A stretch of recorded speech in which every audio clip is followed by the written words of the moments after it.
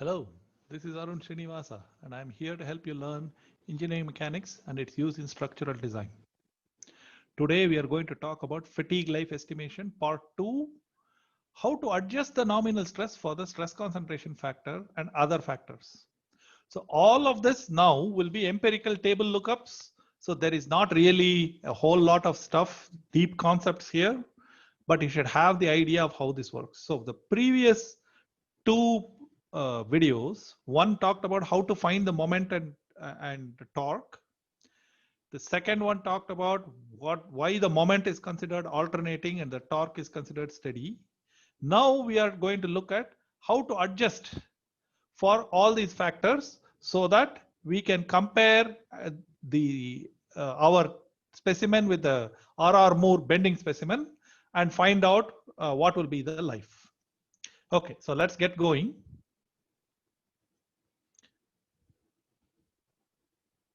So strength of materials can only give you nominal stress.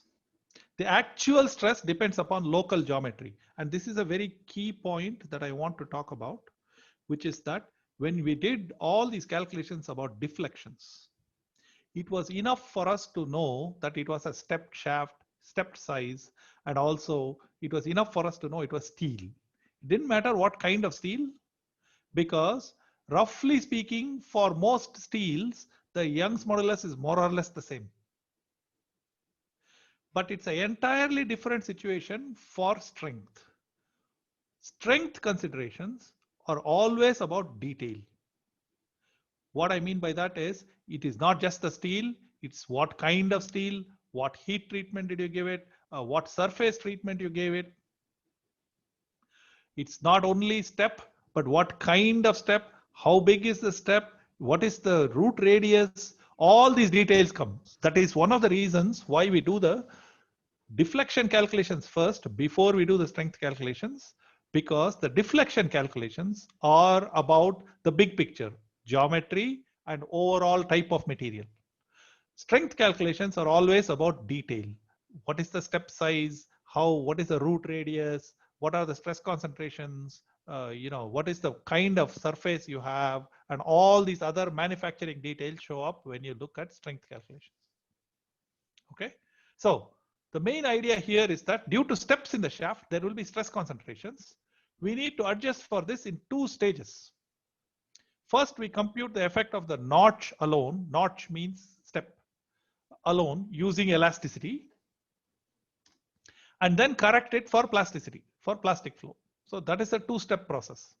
Luckily for us, we are not going to use elasticity for solving it. For us, it is only a table lookup. But if you become a graduate student, like many of my students, they are mucking around trying to figure out how to do this. And that's actually not a simple thing.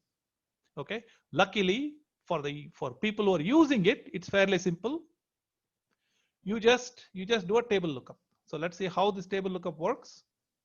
So the theoretical stress concentration factor is the first one that we do. It assumes that the material behaves elastically. Okay. So the notch effect, the way we calculated it is to look up the theoretical stress concentration factor. This is called K sub T. This is in the Shigley appendix. You can go look it up, and appropriate for the particular geometry and loading. So for example, if you have a shoulder fillet, so the radius of the shoulder fillet is 0.075, can you see? And then the bigger diameter is 1.4, the smaller diameter is 0.75. What you do is you compute R over little d. So this is a three-step process. First thing you do is find capital D over little d. In our case, it's 1.4 over 0.75, it's 1.87. So that's the first one. Okay. Then you compute little r over d. And this will give you 0.14. So you go 0.10. So you go up to 0.10 here and you draw a line there. Can you see that? Green line. That's the step 2. And then step 3 is where these two things intersect. You can see the line is here. Where these two things intersect, that's the stress concentration factor. It's about 1.8. So you have to know how to look it up. So there are two factors that matter, capital D over little d and R over D. Usually it's always big diameter or small diameter. So this is always a number that's bigger than 1. And R over D, it better be a number that's much smaller than 1, because it's a root radius. Okay. So couple of things to notice. If R over D becomes very small, you will get very high stress concentration factor. You are still going to start working here. Can you see that? R over D becomes very small, stress concentration gets very high. And capital D over D becomes very large, stress concentration factor will be high. So those are the two things you have to understand. That's why we minimize how big of a step we take, because if you take a very big step, you're going to pay a lot of, you're going to pay a heavy price. Okay, so you can see that if you do a 5% step, capital D over little d is 1.05, then you are quite okay. 10% is quite reasonably okay, 1.1. After that, it starts getting heavy. So we want to be in this region. We want to be in the region where I have drawn the green line. That's the region where your stress concentration factors are not that high. Okay, but this assumes elasticity. The material is not elastic. It's got actually plasticity. So you got to correct for this. So we're not going to sit there and solve a plasticity problem. We are going to do something simpler than that. What we do is we use what is called the notch sensitivity or Neuber notch sensitivity factor, Q.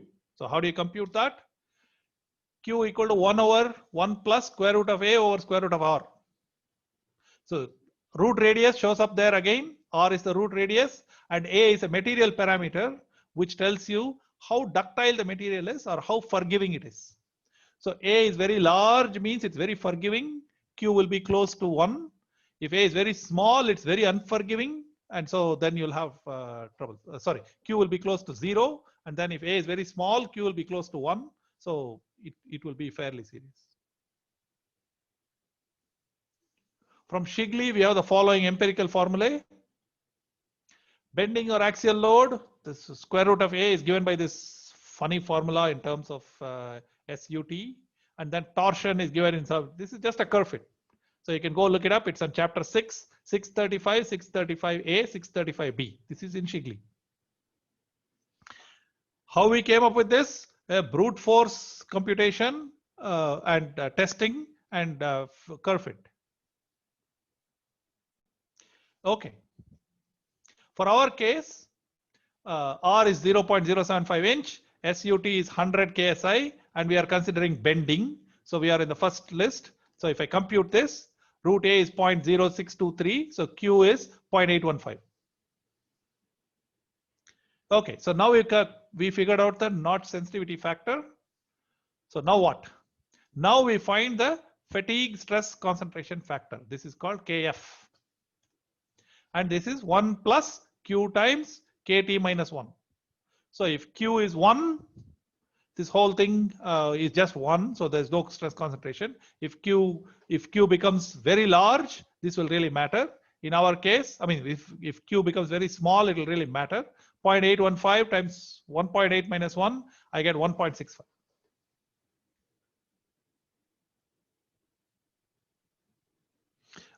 Sorry, I should have said correctly. If Q is 1, it is super sensitive to the notch. It is almost practically elastic, hardly any plasticity. If Q is 0, it is quite soft. And so, fatigue stress concentration factor is 1. You can see that from the formula. Okay, in our case, it's 1.65. Note that KF will always be smaller than KT. KT is the maximum possible. Okay, so this is how you do. You first compute KT by looking up the graph, then you compute Q, and then you compute KF. Done. So we figured out the notch sensitivity. Okay, stress concentration. That was easy. Just look up and some crazy formula. That's all. Okay, now what? Now to the other adjustments. Remember, our aim is to actually convert it to something where we can say, okay, same life in the RR Moore specimen. So we adjusted the stress. Now we have to adjust the other things. How to adjust the stress for surface finish, size, and temperature. So we did notch sensitivity, surface finish, size, temperature. Okay, surface finish. So these other corrections are purely empirical. So don't look for any deep insight. Surface connection, C surf is based on A, type of surface, and B, type of material. The surface connection along with the knot sensitivity are the two most significant factors. They are vitally important and they will have a huge effect. So what it is that you should choose a material which is not very sensitive to notches, that is Q should be close to 0. And you should choose a material for which the surface correction is close to 1. Okay, so C surf depends upon the ultimate tensile strength. It is A times ultimate tensile strength to the power B. Where did I get this? Empirical fit and nothing more to it. Okay, so nice. There's a nice little table in chapter 6 in Shigley which tells you what are A and B for different cases and for whether you do KSI or MPa. Right? For our case, let us say we had a machined or cold drawn material, and let us say our ultimate tensile strength is 100 KSI, and so we can compute C surf is 2.7 times 100 times minus 0.265, which is 0.788.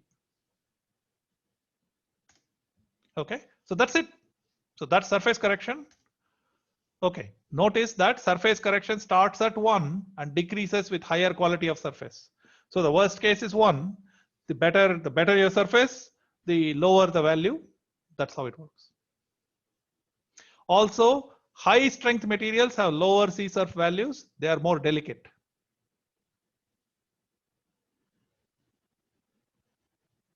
Size effect estimation. The size effect, we mentioned this before. If you've forgotten what these effects are, go look at the video on introduction to fatigue. The size factor is equation 620. It's just 133 data set points. That's all. So if you want to know what is data science, this is a good example of data science. You get some data and then you do a curve fit for it. Of course, this is somewhat simple, and this is for bending and torsion. Here are the values. So there's no deep stuff here. You just have to know that it depends upon the smaller dia at the cross section. Smaller dia. For axial, the stress is uniform, so there's no surface effect. So we have a fixed factor of 0.85 irrespective of size. Now, why is this? Turns out that it's a reasonable and conservative value. For our case, D equal to 0.75 inches. So it turns out if you plug that into here, you will find that C size is 0.897.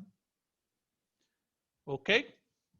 Finally, for the temperature factor, C temp, we have C temp equal to 1 for room temperature and C temp equal to some other formula for if the temperature is anywhere between 70 Fahrenheit and 1000 degree Fahrenheit. That's it. Okay. So remember, there are 4 factors. The factors are knot sensitivity factor or KF, C surf, C size, and C temp. These are the 4 factors that really matter. Okay. Now you can put them all together to compute the stress in a hypothetical RR Moore sample with the same life as the component. This is our goal. So how do you do that?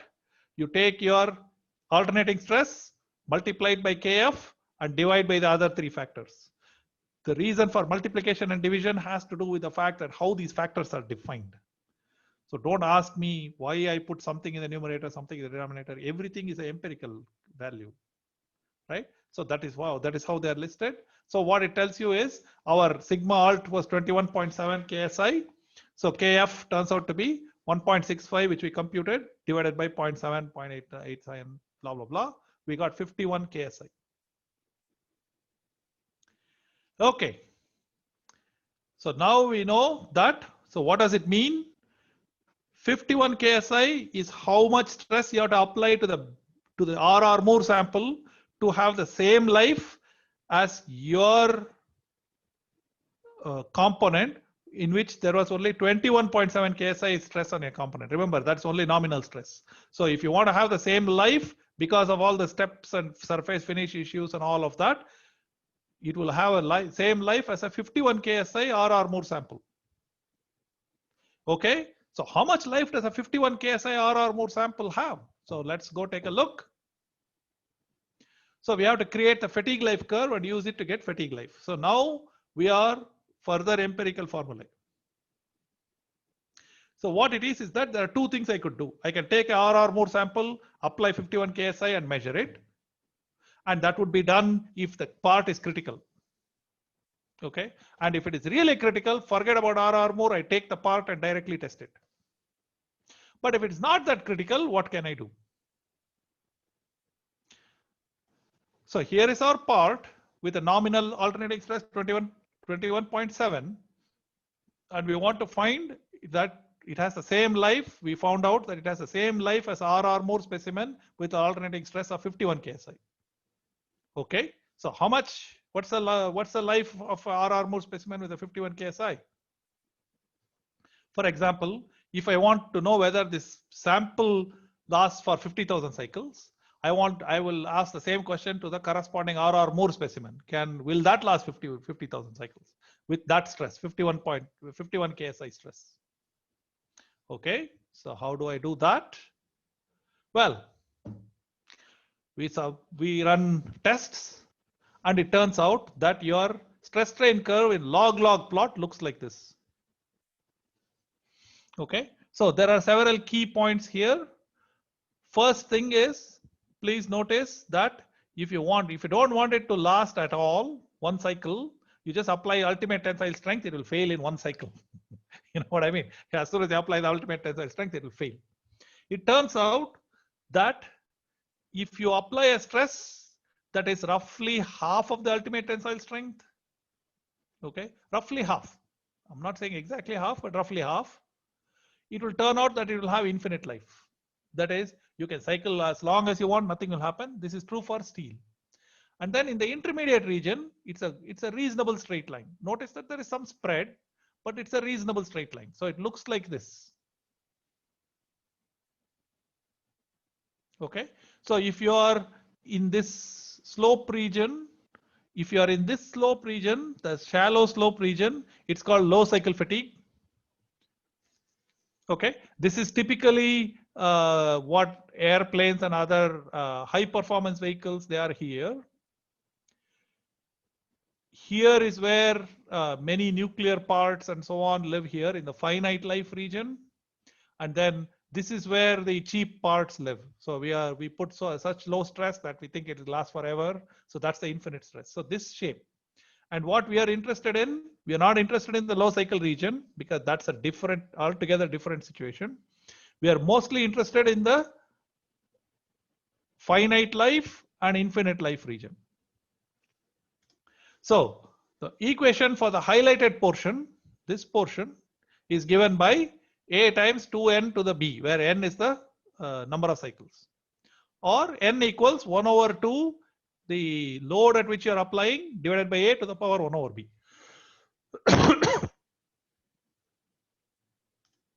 Right? So to use the equation, we need two values, A and B. According to the Society of Automotive Engineers, A equal to take the SUT plus 50 KSI or SUT plus 365 MPa, whichever is closer. You can see roughly 7 MPa is 1 KSI, 7 5s are 35. So you get about 350. The actual version is 365, but you're close enough. Okay. So for A, you take the ultimate tensile strength, add 50 KSI to it, or ultimate tensile strength and add 365 MPa. It's easy to remember 365 number of days in the year. So that's how you compute A. In our case, SUT is 100 KSI, so A is 150 KSI. Right? To find B, we note that S alt equal to SE when we have 10 to the 6 cycles. So the place where the knee occurs is typically 10 to the 6 cycles. And so we are going to put alternating stress equal to SE when we have 10 to the 6 cycles. So if we estimate or measure the endurance limit, we can find, it turns out that SE is roughly half of, it should be, yeah, that's okay. Half of SUT or 100 KSI, whichever is smaller, or half of SUT and 700 MPa. So high strength materials don't necessarily have high endurance limit. Endurance limit kind of peaks out at 700 MPa. most materials don't have an endurance limit of more than 700 MPa, no matter how strong they are. Okay, or 100 KSI if you want. It's 7. Can you see that ratio is 7? So that's the typical thing. Okay, this is the endurance limit. So now in our case, SE is 50 and 100. So you can say that SE is minimum of 50 and 100. So it's only 50 KSI. Okay. So now we can find that SE is A times 2 times 10 to the 3. The 2 comes from the 2n. Don't ask why it is 2n, but that's the way it is. So A times 2n to the B. Okay, and B is 0.159 times log SE over A. So you compute this. For our component, sigma alt is 21.7 KSI, S alt is 51 kPSI. For the RR Moore test, SUT is 100 kPSI, A is 150 kPSI, SE is SUT over 250 kPSI, B is 1.58 log SE over A, which is minus 0.0757. Stress is for 50,000 cycles. So Sn is equal to A times 2n to the B. So 150 times 2 times 5 times 10 to the 4. So 62.7 kPSI is what it can withstand at, if you want it to last 50,000 cycles, the RR Moore specimen. So we are at 51 kPSI. So we should be okay. So factor of safety is Sn divided by S alt 1.23. It's not super safe, but at least it's not going to fail for sure. It's at least it's likely to last, but not all that likely to last. Okay. There are a lot of empirical formulae in this thing. So I want you to actually go through this step by step and do these calculations yourself along with whatever I am doing. So I got you through this, but you have to do it and you have to learn how to do this. Okay. Right. If S alt is less than SE, if you're here, then you're in this portion of the graph and the life is infinite. So we have S alt is greater than SE, so factor of safety is Sn over SE. If S alt is less than SE, factor of safety is SE over S alt.